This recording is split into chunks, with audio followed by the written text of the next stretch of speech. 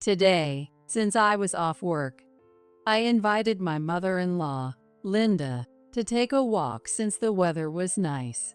Linda agreed enthusiastically, and as we were walking through the neighborhood park, enjoying the pleasant sunlight, I received a call from my husband, Kevin. It's serious. Mom seems to have collapsed. What, Linda? What is he talking about? Linda is right here next to me. Yeah. So, I decided to go back home for a while. Oh, I see. While I was confused, Linda, who had overheard, smiled sweetly and said, Let's keep me a secret. She said quietly, so Kevin couldn't hear, and put her index finger in front of her mouth. I'll be back by next Tuesday. Bye. Kevin said abruptly, and hung up the phone. What is going on? A few days later, Kevin finally came back. How was Linda? She seems to be not doing too well. Kevin sat on the couch with a serious look. We might only have a little time left to spend with Mom. That's so. Since then, Linda and I have been in regular contact, getting various preparations underway. Unaware of any of this, Kevin muttered something about being troubled and started fiddling with his smartphone. Right after that, Will you marry me? in my 5th year in New York, I found myself dining at a 3-star restaurant, something I couldn't have imagined before. My boyfriend, whom I met here, proposed to me. Today is the happiest day of my life. I vowed to live my life with this man. Yes, it was the day I made that promise in my heart. I am Mary. I moved to this city after both of my parents passed away, realizing I had lived a sheltered life back in my small town. When I first came to New York, I was stunned by the height of the buildings and the crowds, and I stood frozen for a while. As someone who had never been to a city before, I didn't know how things worked.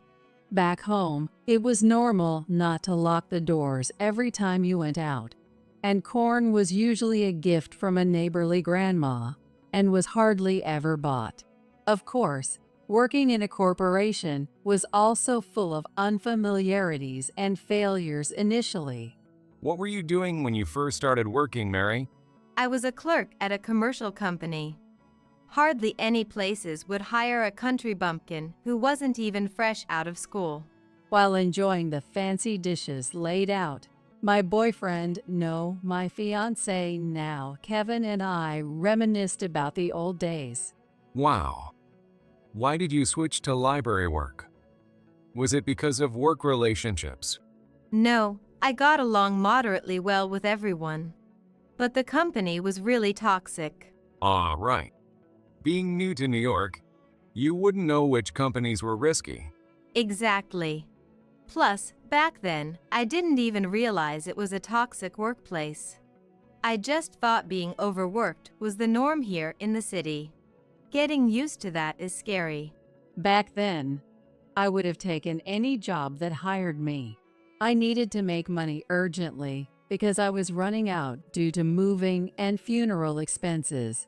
Compared to my hometown, the salaries here are higher, and there are more trains, so there's no risk of missing one and not being able to get home.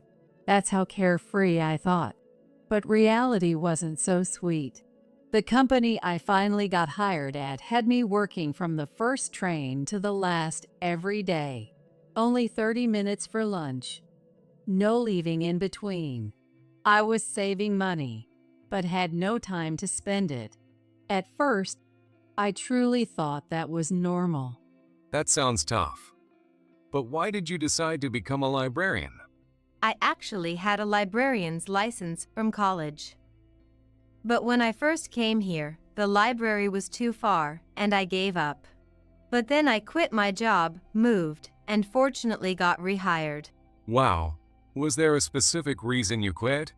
There was an elderly lady crouched in front of the eye clinic. I took her to the station, but then I was late for work. I got yelled at a lot for it. It was like the boss was venting all his stress on me, yelling about my being slow at work and my sloppy attire for about 3 hours. I still have trauma from the boss's face at that time. Gee, Mary, you were just helping someone. Exactly. And that's when I realized this company wasn't right for me, so I handed in my resignation that day. That's impressive. I respect that about you. We wouldn't have met if it weren't for that decision, so I'm thankful. For sure.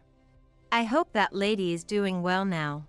That day, my life changed dramatically when I switched jobs and started working at the library. Now I have days off and can even take paid leave. My colleagues are very kind and were welcoming to me as a newcomer. Though my salary is less than what I made at the toxic company, I'm so happy to work surrounded by books I love and feel a great sense of fulfillment. It was at this workplace with a good work-life balance that I met Kevin while he was looking for a book.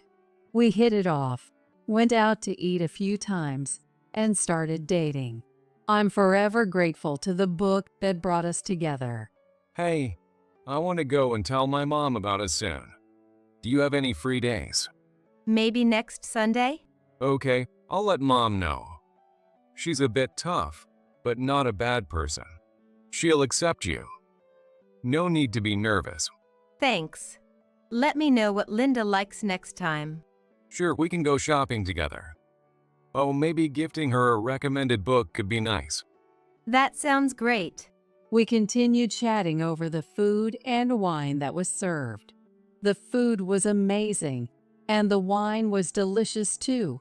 I might have had a bit too much to drink, but I'll always remember the joy of receiving the marriage certificate, already filled out by Kevin, at the end.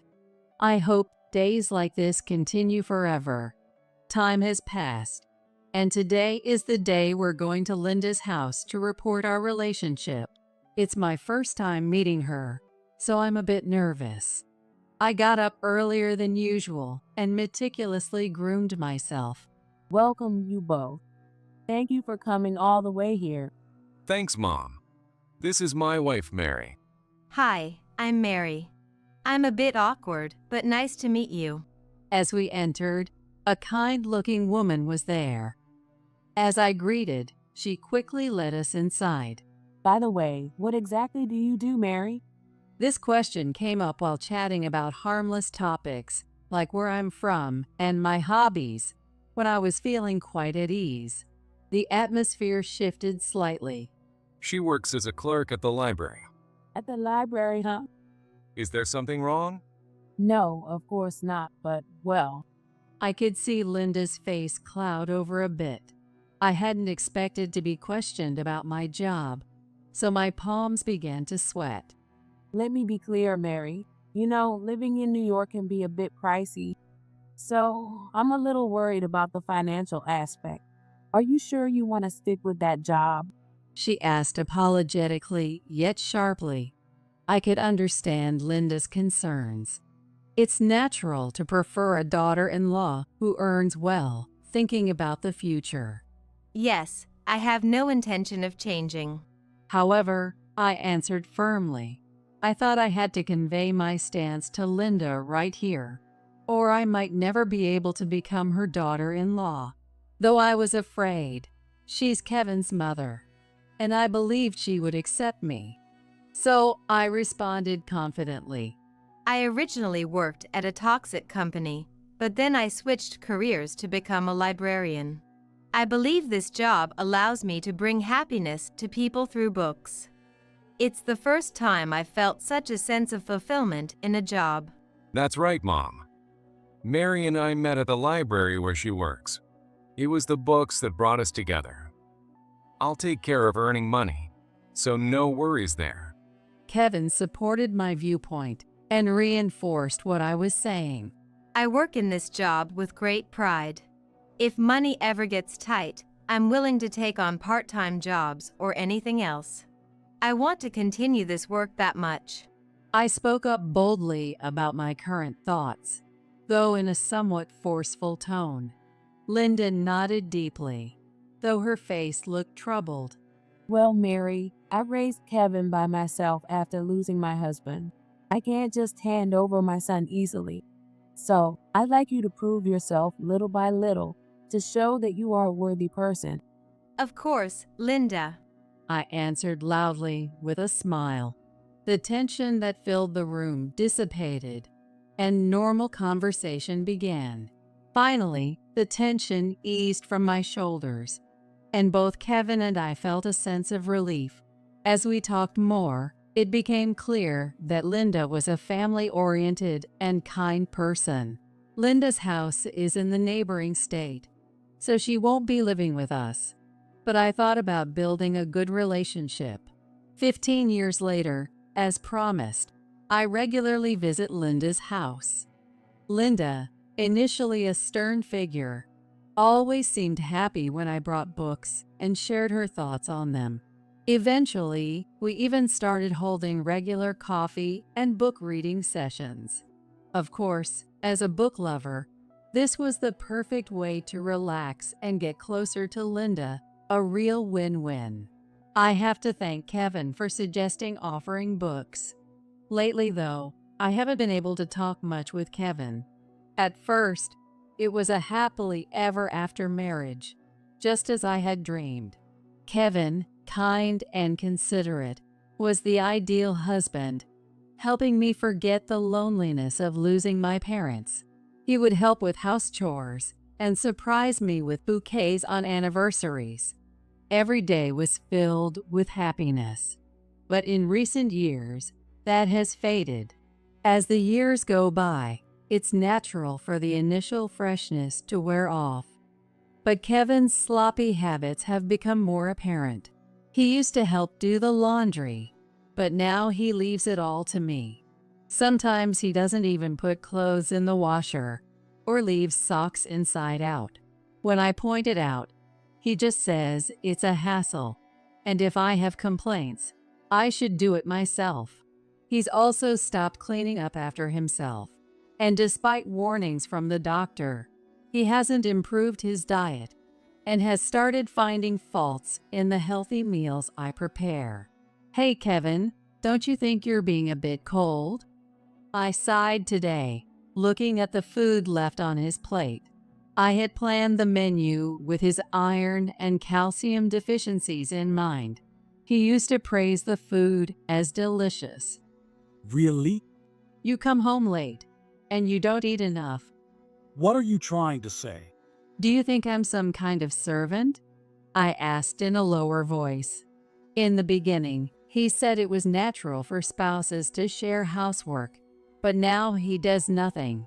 And if I haven't made dinner some nights, he gets angry and goes out.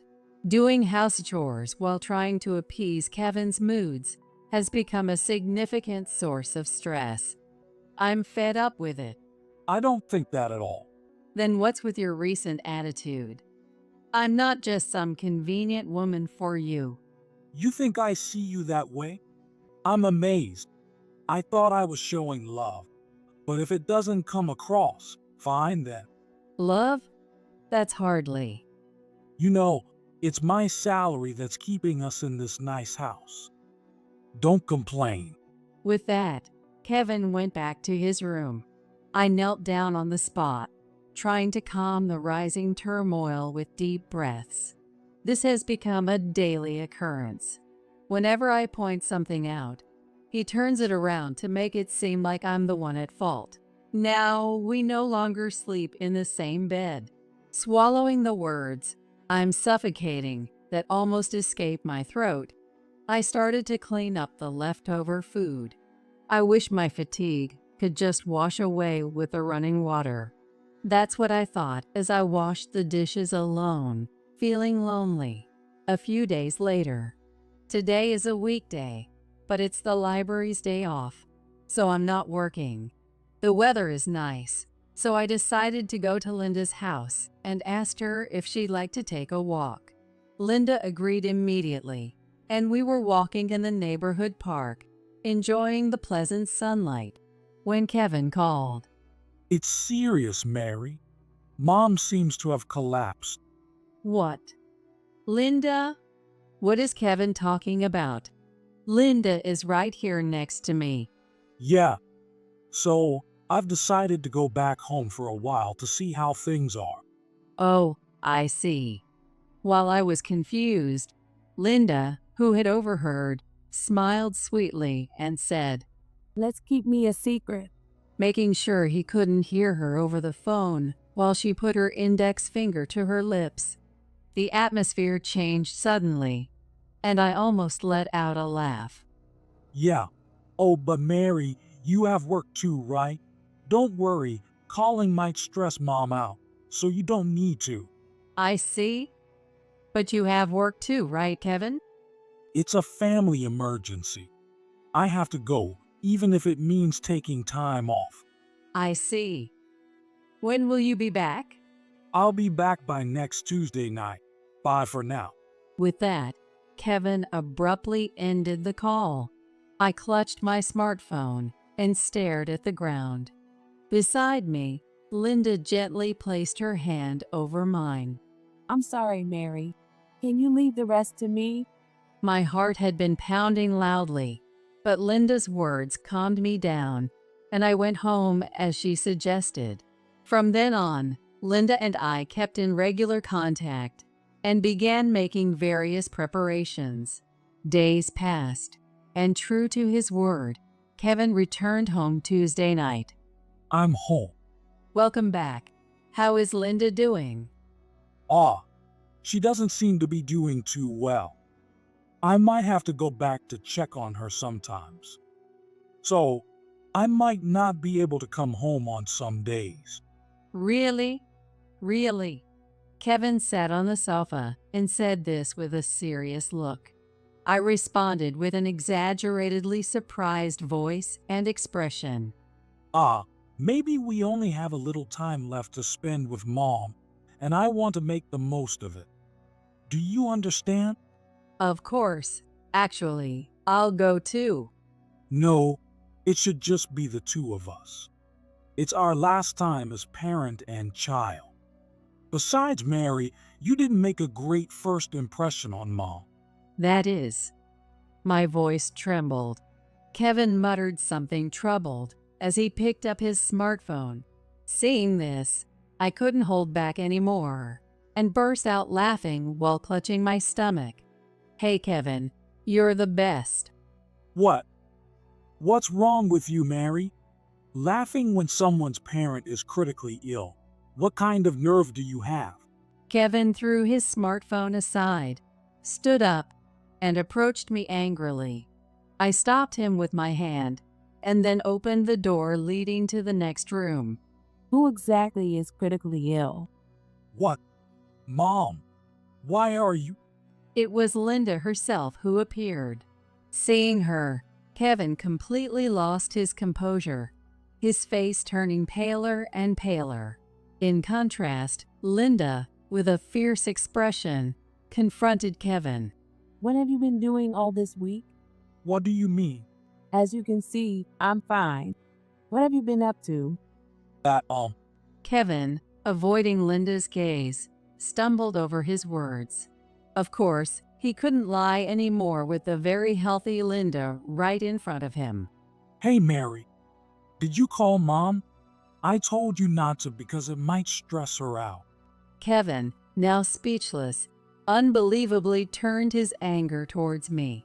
However, I wasn't scared at all since I was clearly in a better position. Look, Kevin, when you called, I was out walking with Linda. I showed Kevin the chat history between Linda and me. It clearly showed our conversation about how I invited her for a walk on my day off from the library and her cheerful agreement. So, it was clear from the beginning that you were lying, Kevin. But why? You two weren't that close, right? At first, you even complained about Mary's low salary. That was only at the beginning. The mean things were just to test Mary. What? Even after I said those things, Mary kept bringing me recommended books and inviting me out. It's a big difference from you, who never comes back. Linda said in an exasperated tone, while Kevin kept pressing. I didn't know that. And why didn't Mary tell me? I did tell you at first, but lately, you haven't been trying to talk to me. Of course, there was never an intention to hide anything, but Kevin not listening turned out to be his downfall. If he had known about my connection with Linda, maybe none of this would have happened. Kevin hung his head in frustration. His smartphone vibrated, but he was too exhausted to care. Remember when I said I helped an old lady in front of the eye clinic when I was working at that toxic company? That was what prompted me to change jobs. I remember, maybe. That was me. Wow, it's a small world, isn't it? Yes, this was the biggest event that made me and Linda close. While we were having a coffee party, I mentioned this story as a past memory, and suddenly Linda exclaimed loudly. That was me. With eyes wide in surprise. Linda had been suffering from a complex eye condition at the time and had come to the city for surgery. However, she got lost after the surgery and was in despair when someone approached her. Since she had just had eye drops for the surgery, her vision wasn't clear, so she couldn't see the person's face. She didn't recognize me by my face, but the story confirmed it for her. I was so happy to meet the person who helped me back then, and now we're really close friends. I was too tired at the time to notice people's faces, so I didn't realize it was you. I've always wondered if you made it back safely. Thanks to you. Well, now to my son, I seem like a terminally ill patient. Maybe next time you should be the one getting eye surgery. Kevin usually tries to get the upper hand with me, but he clearly can't win against his own mother. He opened his mouth as if to say something, but no sound came out. Just then, the door to the next room opened again, and a woman's voice called, "Kevin, dear?" Oh, Emma. Good evening, since yesterday, right? Emma smiled sadly and faced Kevin. She is a slightly younger and delicately beautiful woman in a floral dress that suited her well.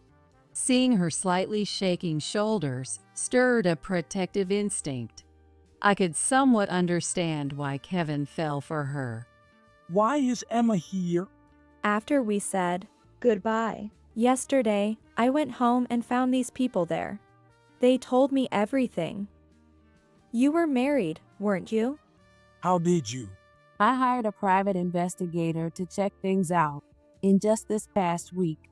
A week ago, right after hanging up from Kevin's call, Linda sent me home and went straight to a private investigator. She didn't care about the cost. She wanted them to investigate her son's affair immediately. Quickly, evidence was gathered, and they were able to locate Emma's home and make contact. Kevin, you got along well with my parents, right? My mom and dad are really angry. Of course, I am too.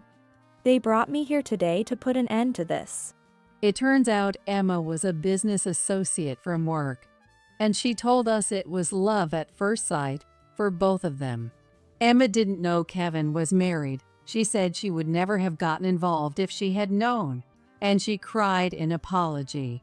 Her parents, thinking marriage was on the cards with Kevin, were furious when they learned the truth and sincerely apologized to me. While it pained me to see Emma, and even her parents, who were innocent, apologizing deeply, my anger towards Kevin grew even more. That's why I apologized to all three of them too, and suggested we meet here today. So, Kevin's affair is out in the open. I'll give you the lawyer's contact later. You can go through them from now on. You think you can live without me? With the cost of living these days, you can't make it on your salary alone, can you? Kevin glared at me, almost in a fit of rage. I stiffened slightly, but Linda stepped forward to intervene. Actually, I've started doing this, she said, showing Kevin a screen on her smartphone. What's this? I recently started investing in real estate, and it's really paying off. That's why the investigator's fee didn't hurt at all. Linda showed him a graph of her investment rates. Having studied a bit herself, Linda's investment had been a great success. Of course, I helped too, using the knowledge I gained from university and my beloved books. By now, we're probably earning more than Kevin's salary. So don't worry about the money on this end. You should be more concerned about the alimony you're going to be paying soon, since you're about to live a poor life. What? Alimony? You're joking, right? No, you had an affair. It's only natural.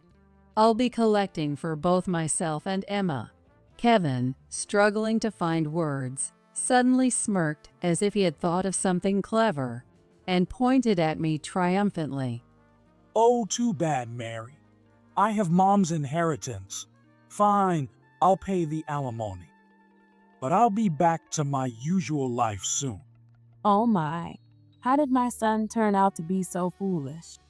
Linda held her head in dismay, looking at Kevin, who was proclaiming loudly, "I completely agree."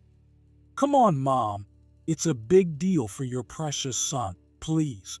Kevin, you are a precious son, but I didn't raise you to be this inhumane. What? I'm disowning you. You'll have to live on your own from now on. What about the inheritance then? I think I'll give it to Mary. I gasped in surprise. I knew disownment was being considered, but she had never mentioned the inheritance.